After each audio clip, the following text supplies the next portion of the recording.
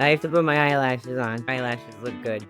Yeah, they do. This is a skill I learned during COVID. I just kept putting fake eyelashes on every day. I had many days where I just got glue in my eyes, like gobs of glue. So my vision's probably worse for it, but now, And now I seem to be able to do it pretty quickly. Jealous of thick eyebrows. I don't pluck at all. This is like all that I've got. Anytime I've gone in to get them threaded or whatever, they're like, you have to stop plucking. I'm like, I don't pluck. I swear, never. take a look at these babies, and Yeah. every so often I get a hair that's like, eyebrow. People look at me and they're like, "Look at those eyebrows. That is incredible." Yeah. Yeah. It's hard for me to imagine how you could listen to this podcast and be like, "I'm taking investment advice from these guys. I'm totally investing in Reddit or whatever." And you're like, well, That's the level of knowledge that we're looking for in our audience, though. well, I think that's as good a place as any to start, honestly. Ladies and gentlemen, this is Cue the Music. This is the Robert and Kalyn Get Rich podcast. Today is June 19th, 2024. This is episode 11. I am Robert Kimmel, your host. This is Kalyn Kimmel, my co-host, and my sister. And today we're so excited because we have, for the first time ever, a guest, Antoinette Reno. She goes by Tony Reno, but just remember that this is not investment advice, not what you hear from Kalyn or I, or from Tony or Antoinette. Please don't do anything that we suggest on this podcast. And since we're here now, I think you should just smash the living hell out of that like button. Just smash the like button.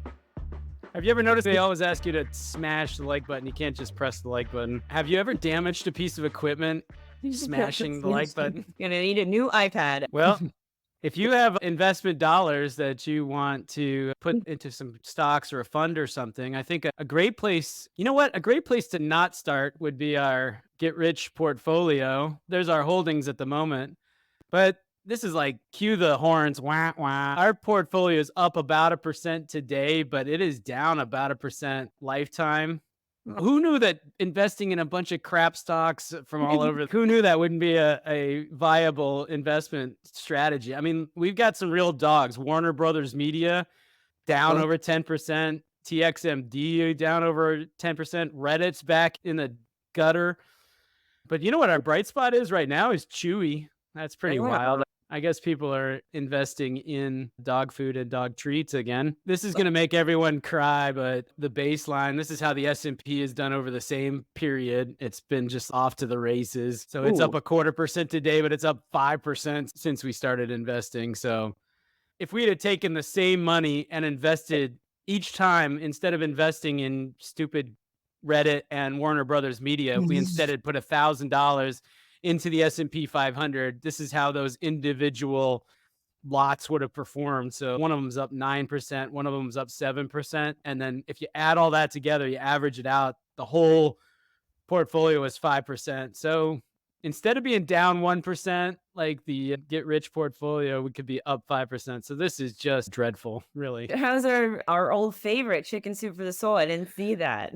Oh, right. We didn't talk about that one. It's up 3.5%, Kalyn. So it's still hanging in there. The whole chicken soup for the soul entertainment thing came because we wanted to know Redbox. Like, why the hell is this still in business? Who still uses this? Who owns it? And it turned out it was chicken soup for the soul entertainment. I did go to a Redbox machine this week.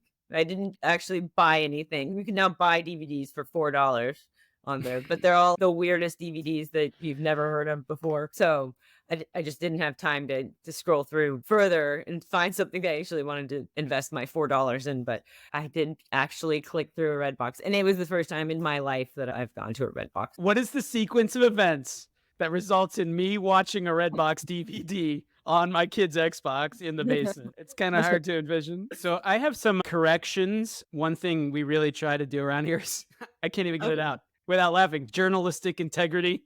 So 2 corrections from our last podcast. One was I had guessed that the Scandinavian peninsula was 50 million square miles, and it turns out it's 300 million square miles. So that was one correction. The other correction is last episode was our 10th episode, and I said that put us ahead of 72% of podcasts. Right. Well, dig this. I actually underestimated. So I looked up some statistics, and of the 3.2 million podcasts that are out there, only 720,000 have ever made it to 10 episodes. That's like 22%. So we have outdone 78%. And of the 720,000, only 156,000 produce an episode each week. So you know what this means? We are in the I think top you're 156,000 podcasts in the world. yeah. I'm not surprised. Mega overachievers, especially me. This podcast is just crushing it. And Yeah. how much money have we made off of royalties and stuff? Like Yeah. zero. And I bought this microphone and stuff, so I guess we're like negative. Our profit is like negative $300 or something. I wanted to show you something. One of my jobs is to maintain our TikToks and shorts, which is our main marketing channel to get people to watch this.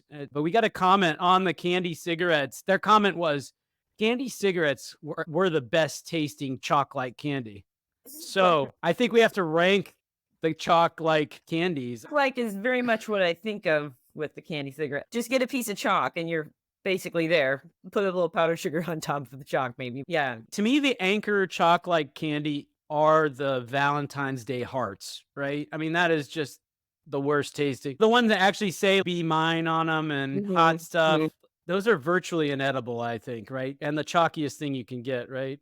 Honestly, Smarties might be the candy I would peak below any other candy on this earth. I think we need to do a taste test, but I don't know where we can find candy cigarettes these days. I don't think that they still make them. Oh, yeah. So, Kalyn, there's this candy warehouse here in Cleveland area, which on the face of it sounds great. But then when I go, I'm like, all right, well, I like Reese's, and then the rest of it just looks like crap. Same stuff I could get at 7-Eleven is the only stuff I really want. So we've got to do this taste test of chalk-like candies, but what is Yeah. the universe? We got candy cigarettes, Smarties, and the message hearts. What are The there any pears, others? like pears?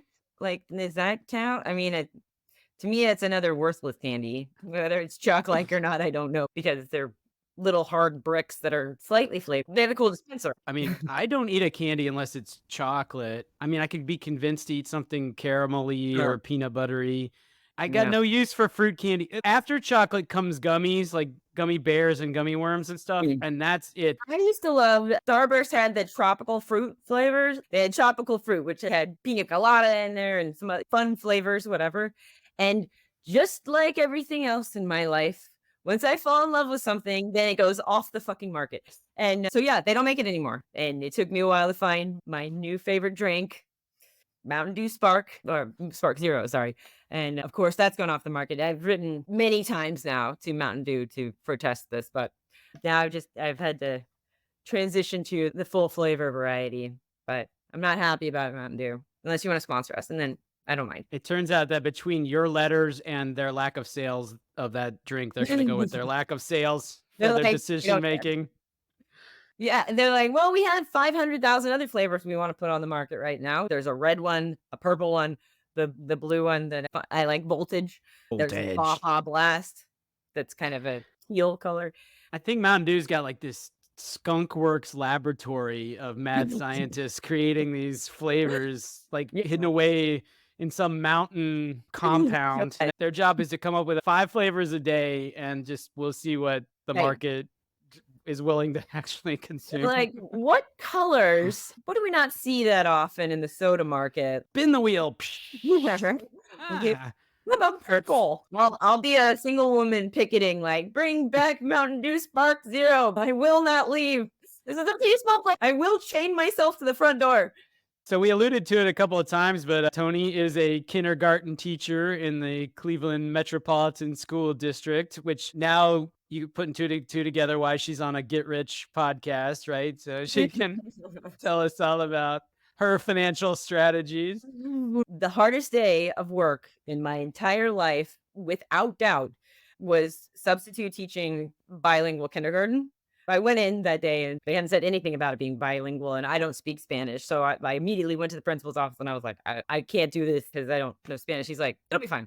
I was like, oh, okay, cool. And I was going through the lesson plan for the day, and one of the things was to read a book with the kids. The book was like animals and where they live, but it's in Spanish and it was all weird animals. So it's like the Zahara esta de la casa of the armadillo or whatever, which is not true for sure. We don't need a fact check for that. But I found the emotional volatility the most overwhelming part of the kindergarten for sure. Two little girls who were like best friends, and one would come up to me crying her eyes out, and she's like, she doesn't want to be my friend anymore. I'm like, Esmeralda, do you still want to be friends with Amanda? And she's like, no. Like, can you think about that? She's like, okay. And then another kid would come up and be like, Miss, Jose did you not like this to me? So, like crying. But when they went off to art or something, they left the classroom for 30 minutes or whatever. I laid down on the floor. It was like, I'm so tired. Like, I can never do this again. I don't know how. Like, I think so. Respect for sure. I wanted to go to PhD school. It's part of why I started doing the substitute teaching. So I'd gone to NYU. So after a year and a half, I had over $100,000 in debt and came back to Texas to live with my parents and got a job as a counselor making $31,000 with the master's and had over $105,000 in debt.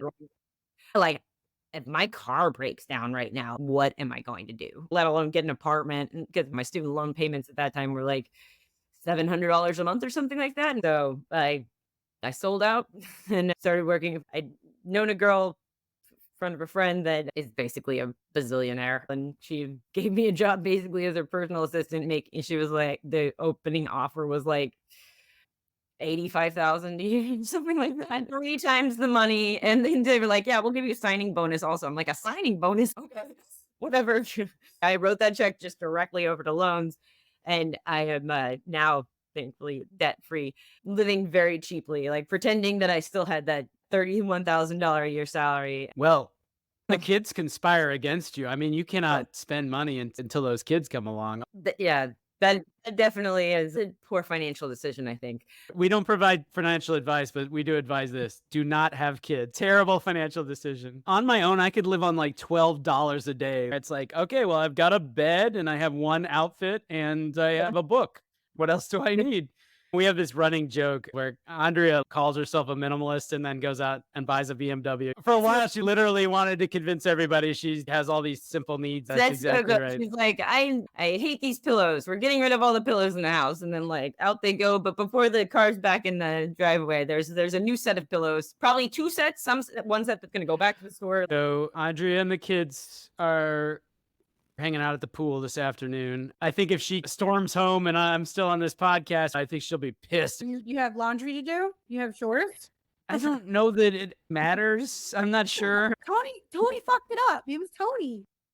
Yeah, that didn't- doesn't seem to matter either. Kalyn has Talk to been. me about it on the boat that's not leaving the dock today. Oh yeah, Tony and I are going on this not boating trip. Yeah. So this is what happens, right? You try and do some rich people shit and buy a ticket to go on a yacht, but then poor people shit happen to you and the yacht's not allowed to leave the dock, okay? My life story. Frank called me yesterday and he's like, hey, what's up? Now, first off, Frank never calls me. Not like all like that. We usually just text or something. And I was like, what's up? And then he said, what's up? Now, if you call me and you say, what's up? Bitch, you called me. You tell me what's up. Yeah. He was like, well, you ever got information from someone and as soon as they opened their mouth, you knew that it was going to be some shit that you didn't want to hear? So that's exactly what happened. And I'm like, so what's up? And he goes, well, I got a call from and I was like, don't even fucking tell me. And he was like, listen, it's not me. And I was like, you're being for real right now? You're being for real? He goes, I promise I'm being for real. And I was like, appreciate it. And he goes, I know, right? And I was like, so what do we do now? And he goes, well, we can either get our money back and just get our money back. We can reschedule, or we can go on the boat. We can eat some dinner. They'll give us a little kickback or whatever. And we just do it.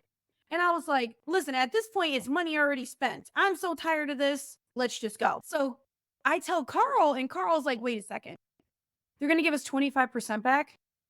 And I was like, yes, it was like $35. And he goes, this meal better be fucking amazing for $100 and some dollars. I could have went to the Texas Roadhouse and had an amazing steak because he loves the Texas Roadhouse. Yeah. And I was just like, look, we're going to make the best of it. So, is that how you felt when he called you? Part of me was like, does it actually matter if the boat is moving? Is the experience actually about the roar of the engines, the bumping up and down? I don't know. Or is it mild just nausea? And then I was like, if there's an emergency, we just can get off the boat, or if we just get tired of it. Because I've definitely been on boat trips where like you're 3 hours in and it's got 1 more hour to go, and you're like, I've had enough. But Well, I know where Lake Erie is. I know what it looks like. You don't have to take me on a tour of the lake.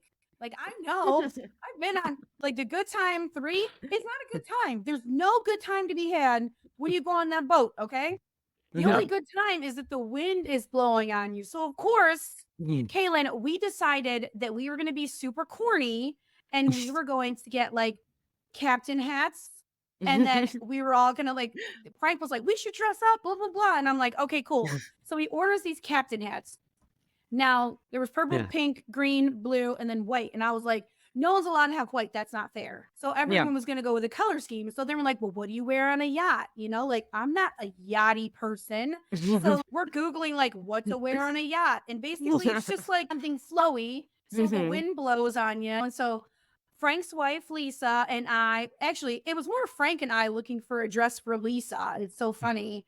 Carl would never look for a dress for me.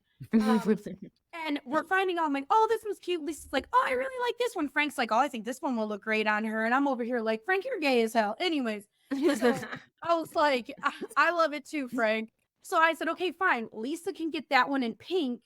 I chose purple. So I was going to get something with a purple tone in it. So we were getting the same style dress since we're supposed to be dressing up together. So then we send the link to Andrea. And of course, she's like, oh, I already got a dress. I bet your yachty ass does got a dress like that. So she doesn't have to order anything from Amazon. Okay, I'm ordering the dress. The dress comes. If you could see the hail or fails that I have when I'm doing these Amazon try-ons, you would live for it. Because whatever they say, it's not facts. If I wear a 2X, in Chinese, I wear a 6X, okay? And so if I didn't already feel fat now, go order Chinese size clothes. So I get this dress. It's like $40. It's coming right before we go to this cruise. Lisa, did you get the dress? Lisa, did you get the dress? Lisa, did you get the dress? Turns out the size that she needs doesn't come in time. So she ordered something else. Now I want to fight this bitch because you just had me pay $40 for a dress that you and your husband picked out that I just got in a different size or different color for you. A bailout? So I said, listen, this is how crazy this whole yacht trip has been. So then I said, you know what, Lisa? I just tried this dress on. It's actually too tight on me. So I need to get a different size, which means you need to get a different size. The size that you need actually comes in 2 days. Just go order that one. I go to Whole Foods, send my shit back, go get the right size so that it comes in time. I'm ready for this cruise. Day before, Frank is calling us talking about, yeah, they canceled it. Something about they can't get it on the water, blah, blah, blah, blah, blah. So at this point, we just decide we're going to go to Whiskey Island, right? We're going to go watch a band or something that day anyways. So we're like, okay, fine. I'm not going to wear this outfit because we're rebooking for today. And I want to wear that for the day. Lisa ends up getting like a tube top dress, like a pink one. Looked really cute. And she wears it that day. And she was like, why didn't you wear your dress? And I said, first off, that's not the dress that you're even supposed to be wearing. Okay. And why would I wear it when I'm supposed to be wearing it for the other thing? So like 2 weeks ago, I text messaged her and said, hope you bought that dress, Lisa. Like giving her a heads up, like, did you order that dress? Yesterday, when Frank calls me to tell me that this isn't happening again. And I was like, I bet you Lisa didn't even buy that damn dress, did she? And then Lisa laughing in the background. And I was just like, I hate you two. And I said, you know what? It's about to be hot as shit tomorrow. The boat isn't even moving out of the dock to even give me any wind. I'm fat as fuck as it is. And you ain't even order the dress that we were supposed to order? That's it. Frank, you're going to give me the white hat because I'm changing my fucking outfit up. So he was like, okay, I'll bring the hat. I look at Amazon. Guess what day I had to return it? The 14th. If they would have just told us a couple days ago that we weren't going to be on this. They knew that boat wasn't coming out of the dock. So now I'm stuck with this dress. So now I got to go somewhere fancy and wear it. Maybe I'll just wear it. You could wear it to Texas Roadhouse. That's Yeah. true. It is very cold in the Texas Roadhouse, actually. I remember Carl and we'd go to McDonald's. And one day we were like, you know what? We should just dress up for no reason and just go be fancy, but go to McDonald's instead. And I was like, could you imagine sitting at McDonald's and just seeing two people and they're like, top hat and tails. Here's where I would be like, damn, they spent all their coins on the outfit, couldn't go anywhere. Got to cost somewhere. Money on their clothes. Yeah. So this should be an adventure to stay tuned for. Robert can talk about it in the next podcast because it's either going to be a thumbs up or a thumbs down. Well, the crazy thing about the first cancellation, the story I heard is they canceled because it was the Cleveland Marathon Day. And I was like, you didn't know it was Marathon Day when you scheduled They this announced thing? that like a year in advance. So that makes me think that someone was grabbing at reasonable straws. Like maybe it was this, maybe it was this. Because who gives a shit about a road closure? We're on a boat. Right. Yeah. If that road's closed and you can't access that parking lot at all, like to get on your boat, then maybe. But you could also just make other arrangements for parking, I think. Well, like you said, you know about this like a year in advance, right? Yeah. They don't change their routes, at least for the Houston Marathon, which is pretty big. So, you got to have pretty big roads. You're not going to change that route very often. You dealt with the marathon last year and the year before that, the year before that. Right. Yeah. So you know. Great surprise. We'll have to see how it goes. Anyways, I was asking Carl about Dogecoin. I said, do we still do Dogecoin? He says, no. Everything I have is tied up in 401k, but it was great. It went from 100 to 900 at the high point, and it dropped back down to 100 in 2 days. Yeah. I just take the money out. And he wouldn't take the money out. And then. Yeah. I have a hard time selling also, getting out of stuff. You think it's going to keep going? I mean, I get it. Like when it's hitting high, you're hoping that it's going to keep going high, but you just have to use that gut feeling to know we need to get rid of it now. I mean, this is something Robert and I talk about pretty often. I don't have a technique really right now. Right now, I buy stuff and then I just keep it until they tell me that the company is closed and my stock is worth nothing. What did you initially invest? When you guys, with whatever you guys are doing, like your portfolio is yours together, right? Oh, yeah. We're pretending basically, right? We're saying like, okay, we're going to invest $1,000 today, right? In Chicken Soup for the Soul or in Reddit. Back when I very first got into investing, it was Share Builder and you got 10 free trades a month. And so I would just be like, okay, so I can probably do $100 this month. Like, let's find 10 things that I want to buy. And then I've never sold anything. Period. We have a hard time letting go. You're like, I can't go. Yes. Like, I have some that like, I was like, ooh, this 3D printing stuff is supposed to be taking off. I did all this research and I don't give a shit about 3D printing. Like, so I bought a bunch of that and that went like your percentage total gains is like negative 97% because it went from being worth $600 to now it's worth like $6. But I'm holding on to it because who knows? Maybe it'll turn. You're a loyal lady then. You're like, look, ride or die. I'm like, well, given a long enough time frame, most things will rise, right? Like inflation, and so at this point, that $600 investment's now $18. So it doesn't matter if you sell it or not. If I'd seen things were gonna go to shit enough in advance, then I could have pulled out, reinvested money elsewhere, and potentially made money, right? That's the theory. But I'm an optimist. So wait a second. And so this portfolio that you put up, this is fake? Yeah, we've debated, should we do something with real money? It would be maybe a kind of cool hook, but I hold back for two reasons. One, obviously we're not doing that great in this portfolio.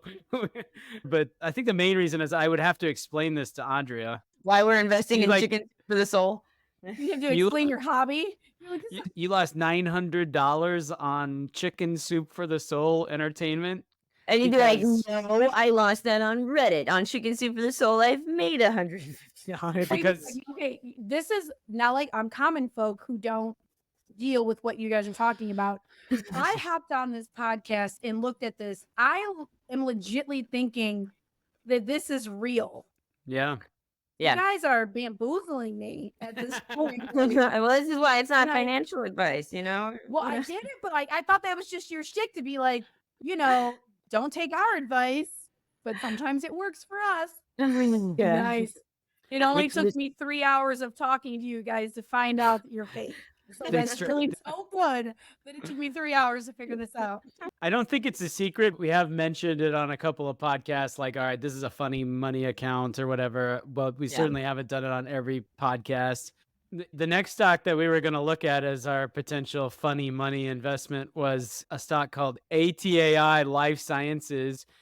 What they do is a robust portfolio of psychedelic and non-psychedelic drug development programs and strategic investments. So basically, these guys are trying to launch magic mushrooms as a real pharmaceutical. So I went to their website, and this is like the best thing about it is they like have these graphics. Woo! Did you see that?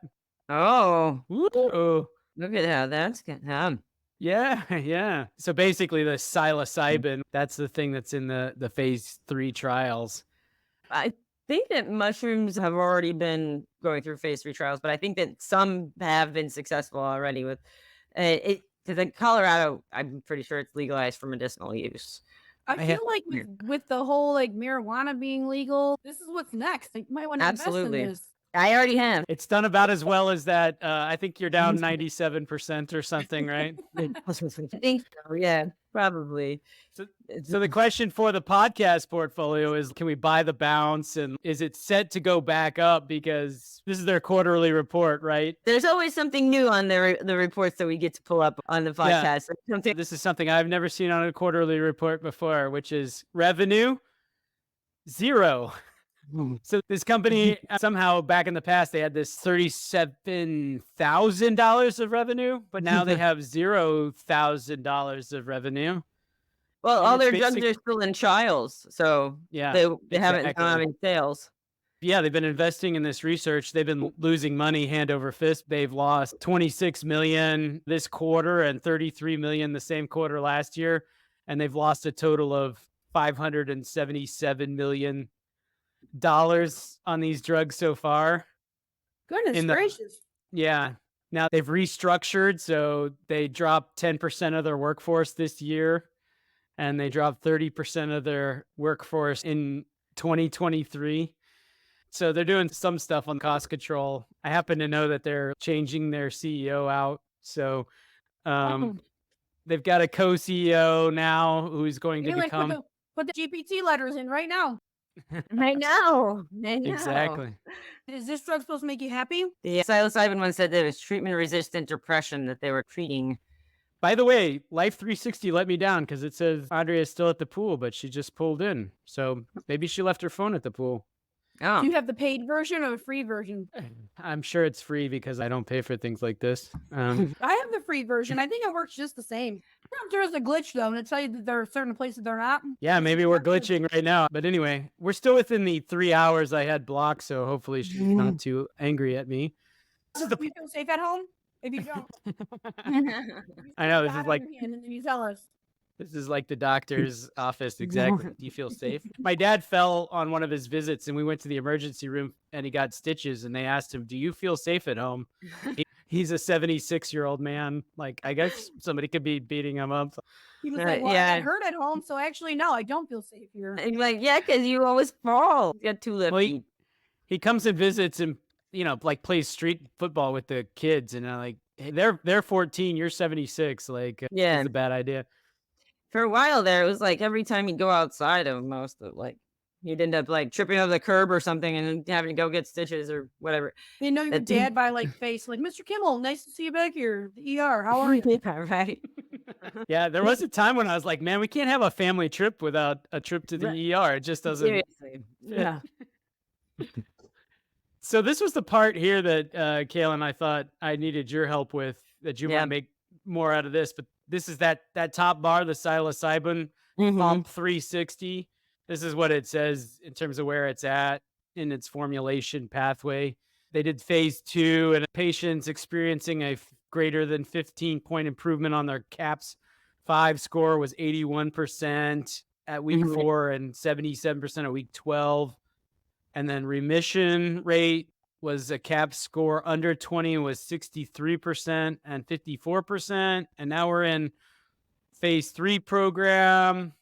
Pivotal trial 1 is fourth quarter 2024 and pivotal trial 2 is mid 2025. So I don't know if this stuff looks good. Obviously, we got to wait till 2025 and probably beyond till they can commercialize this thing. But I don't know. What's your read of all Yeah. that?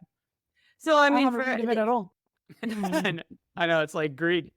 I feel like there's a typo because for remission, less than or equal to 20, when we were looking for a response rate with a greater than or equal to 15-point improvement. I don't know what the CAPS 5 is. It's just going to be the test that they use to assess like your level of depression or, I mean, it looks like this one's specifically talking about PTSD symptoms. The improvements that they're talking about and the percentage of the people that are seeing those improvements, I think that sounds very optimistic, very positive. But usually it takes years and years and years to get through all of the FDA trials. Later phase trials will be replications and just making sure that there aren't any contraindications that they Well, need to it be said that aware there was of. 22. Like, how many people are they doing this on if it was only 22? But That's where they right, cut their like budget. We had to cut some people out. in order to get like a statistically significant sample, it doesn't have to be a huge number, but they may be just testing in adults without any other diseases or what have you. And that's how they get to this group of 22 for something that's not representing the whole population actually could possibly be fine. Props on that one. You've invested in that one. Yeah, absolutely. Part of what appeals to me about this is that I don't like the idea of treating depression or PTSD forever with like Wellbutrin for the rest of your life. I don't feel like that's the way that things need to be done. But their treatments are you take one mega dose, apparently, in the office. So you're monitored the whole time that you're basically tripping. And because of the way the mushrooms work, essentially opens new neural pathways. They change your pattern of thinking, which can lead to getting better. And so I think that's pretty exciting, especially if paired with therapy. I'm optimistic for these new approaches to treatment in general. It doesn't have to be formally illegal drugs. They're like, okay, we'll give you a super big dose of Paxil today, and then you're done taking Paxil forever. You know, I would go for that too, if that makes sense. So I was at a graduation party over the weekend and we ended up sitting down next to a husband-wife couple, and she's a psychiatrist and he's a neurologist. And so I was like, perfect. I will do my Get Rich podcast homework here and ask them, what do they think of psilocybin and Yeah. ecstasy? And I have to say, they were very, very skeptical of it working. And they were saying things like, this is what you hear about. You get great results, but nobody comes back and tells you if the people are still happy 3 months later. What that study was just showing us, though, they were looking at 12 weeks. They were looking Right. at their scores 12 weeks later. So that 3 months is exactly when they are actually testing how well their scores have maintained their improvement. I can understand skepticism. I've heard Sure. that there is a diminishing effect over time, so you may not have the same elevation in scores or what have you. But one of the things that I read was talking about the potential of having a secondary treatment, say 9 months later or something like that. So Yeah. for me, that's still a lot better, and especially when paired with therapy. Yeah. And then my other question would build on Tony's, which is like, all right, you got these 22 people, but this quarter, last 3 months, they spent $11 million on research. Like, how do you spend all this money on 22 people? Whoa, but they're testing a bunch of drugs. Like they had Yeah. what 8 or 10, so they've got to have Yeah. trials going for all of those. And to get people to do this, you have to pay them. I've been a clinical trial person, not for anything fun. Mine was like for some vaccine for some Brazilian disease or whatever. He's but- like, not for ecstasy or anything. no, I would love to do. No, low blood pressure stuff. So the big study that I did, I had to go in a bunch of times, and it was a vaccination, right? And it was in a later trial phase, but it was far away. But they paid for me to have an Uber there and back, which is like $35 each way, right? Plus they paid me, I think I went 8 times or 9 times, and they paid me over $900 for my participation, plus all those Ubers. And I just had to have a shot, fill out a questionnaire about do I have any side effects or anything like that. I don't even know if I was taking the actual drug. I could have been taking the placebo. I Sure. didn't have any side effects, but that could be because I didn't have side effects from the drug or just because like they're putting saline in my arm or whatever. Yeah. And then they have to have doctors and nurses. They had a full medical staff that was working there full time at this clinic or whatever. So these trials are not cheap. Well, there you go. What do you think, Tony? If you had $100 or $1,000 of your own money, we know you'd put the funny money into this investment, but would you invest your own money? I'm one of those people who want to win the lottery but don't Yeah. want to play the lottery. Yeah, I So, understand. you know? So if it was money that like I knew I wasn't gonna miss, yeah, I'll look, invest in it. Once it's out of my sight, it's just gone. Just like this cruise, this yacht. I was like, Frank, the money's gone already. It's gone. We already paid for it. It's already gone. Let's just do something. So it seems like something that's so in the works right now. I think, how do people know that like this is the thing? It's gonna blow up, you know? Like, oh, Yeah. I bought it when it was like 3 cents a share or something like that, and now like you're a millionaire. Then it was just like Right. fluffing the wrong people, evidently. I don't know. I like But that. listen, if it was in a fake fund, put my money in, put all my money in. And if it don't work out, we're all going to the camper. And then No, here's the places thing. that I feel most and they go and they play bingo. And it's like, I'm going to play bingo for shits and giggles to hang Yeah. out with you guys and Right. just like dab my stuff. But then Yeah. you've got those crazy psychos who have like 10 cards and they're doing the electric machine and they're doing the cardboard crack, you know, and Yeah. they're dropping like $500. And in my mind, I'm like, $500? You know, I can do with $500? Like, so-and-so needs a new pair of and so I'm always counting, like, what can I spend that on? And I have a friend who goes and she bingos like crazy, but she'll drop 500 and then win nothing. But then the next week, drop 500 and win like $1,500. And it's like, Yeah. okay, good. If you got it like that, great. I don't have it like that. So when we go to a casino, Carl hates the casino because he doesn't like losing his money. We can have fun and play spades or something at home and drink, Right. and that could be fun. But I remember when I turned 21, I went to the casino for my birthday, and that's when like coins actually came out of the machine. Mm. That like ting ting ting ting, Yeah. ting, got that feeling.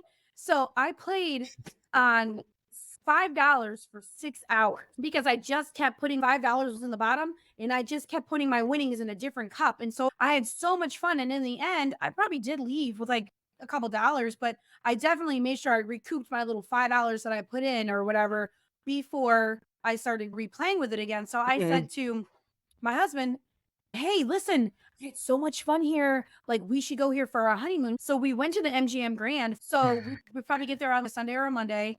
And not that there aren't people in the casino, because you know there's people in the casino all the time, but it's like jumping and it's packed on the weekend. So in my mind, because I don't know about all the analytics to everything, you probably hit more on the weekend because there's more people playing. That's probably not the truth, actually. It's rigged how it's rigged, you know? So Carl goes in and he puts a $20 bill in the machine, right? He presses the lever, he does whatever he's doing. All I remember is he lost that shit like right then. He was like, we're the fuck up out of here. Let's go to the mall. And he made us leave because he was like, if I'm going to lose my money, I'm going to lose it on a t-shirt. So I don't think he's ever went back to the casino. Like, we might have went to one because they were having like a retirement party or something there, and he might have got a voucher of some sort. But if I go, I'm playing roulette and I'm only betting black or red.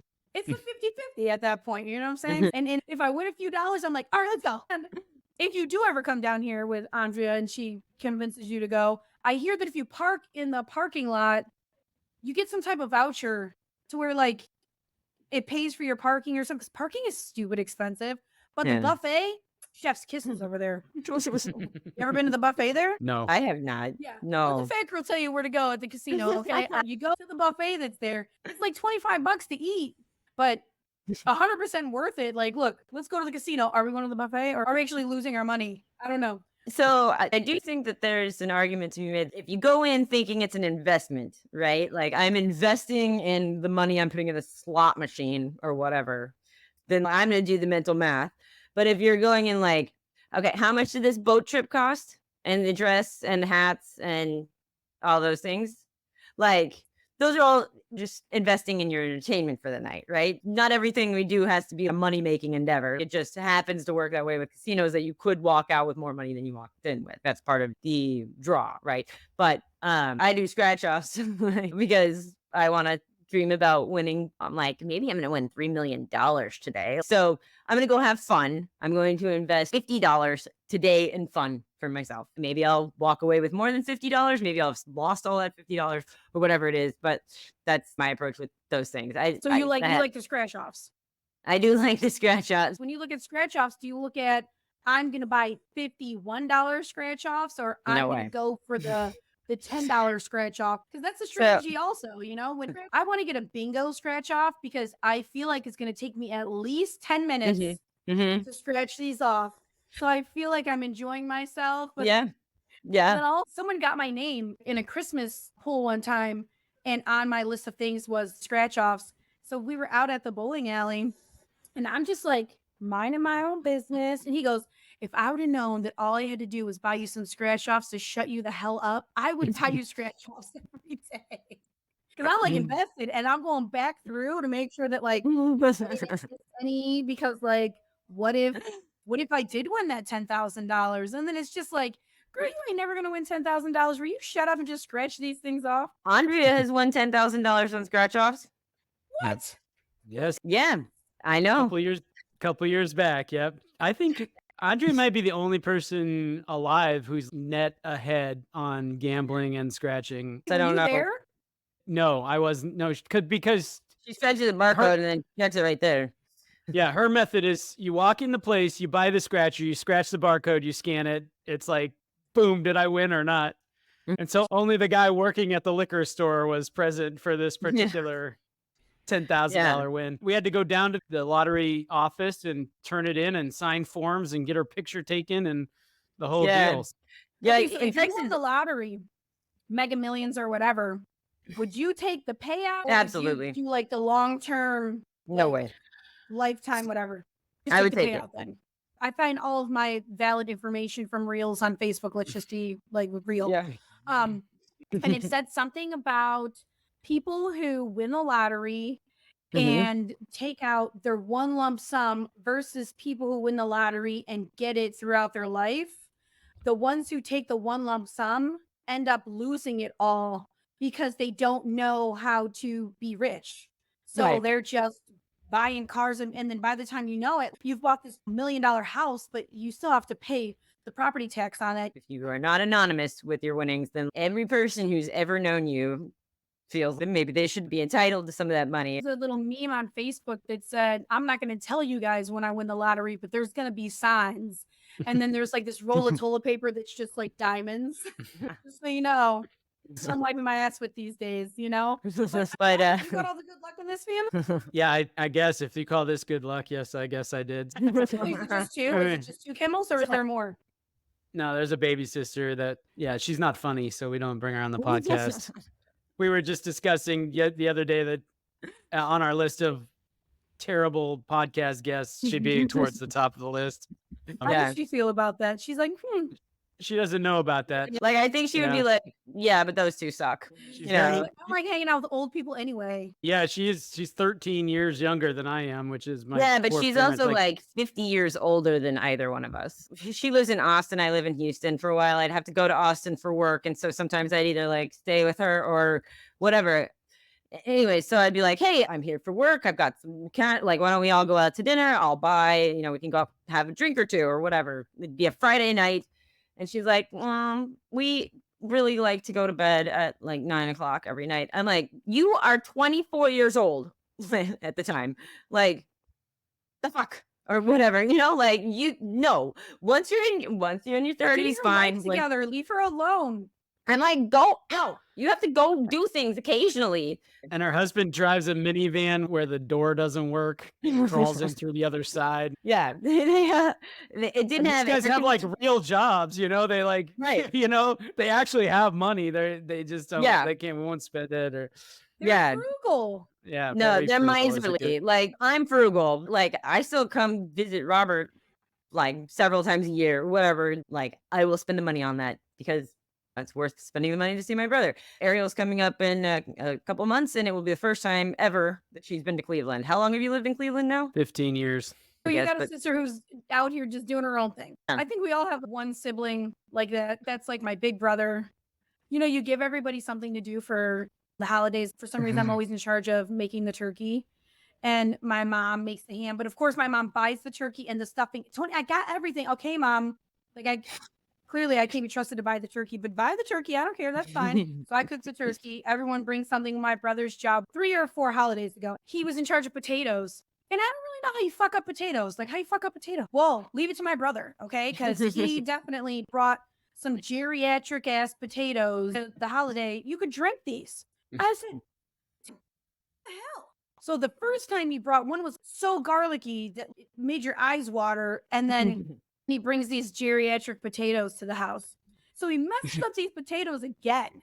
And I was like, you know what, bro? That's it. You were cut off. And he was like, you think it bothers me that you're not going to make me bring anything for Christmas? And I was like, dinner rolls. And if you bring the wrong ones, you're not being invited back here. But here's my poor mom. She's eating the potatoes like, well, and I looked at her. I was like, spit it out right now, Mom. You know those taste disgusting.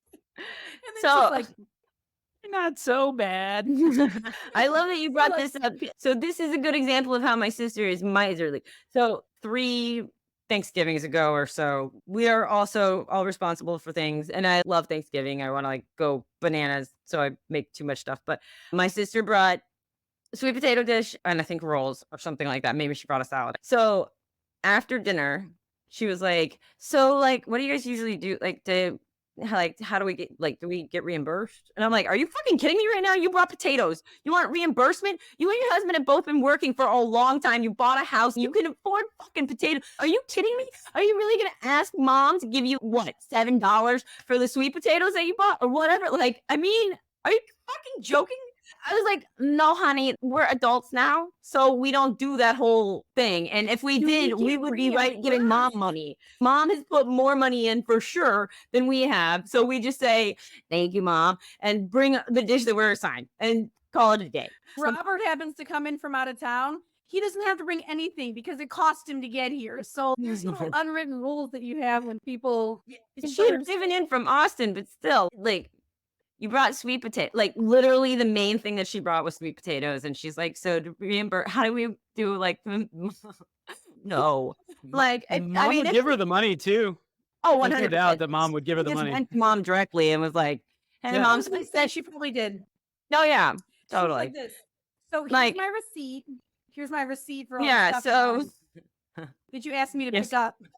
like 100%. So, guys, we've been at this quite a while at this point. So, I suggest that we wrap up, but we'll make the investment in ATAI Pharmaceuticals. It is definitely a lottery ticket. Like, if they get that phase 3 trial, it's going to go to the moon. If they don't get the phase 3 trial, it is going to go bust.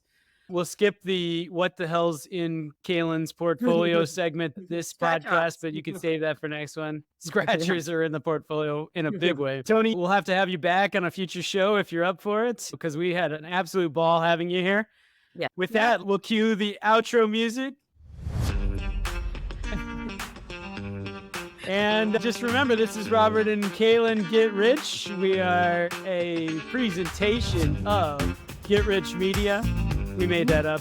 Yep. Make sure you smash the like button, you rate and subscribe. Remember that this is not investment advice, so don't go investing in ATAI Pharmaceuticals until you do your own homework.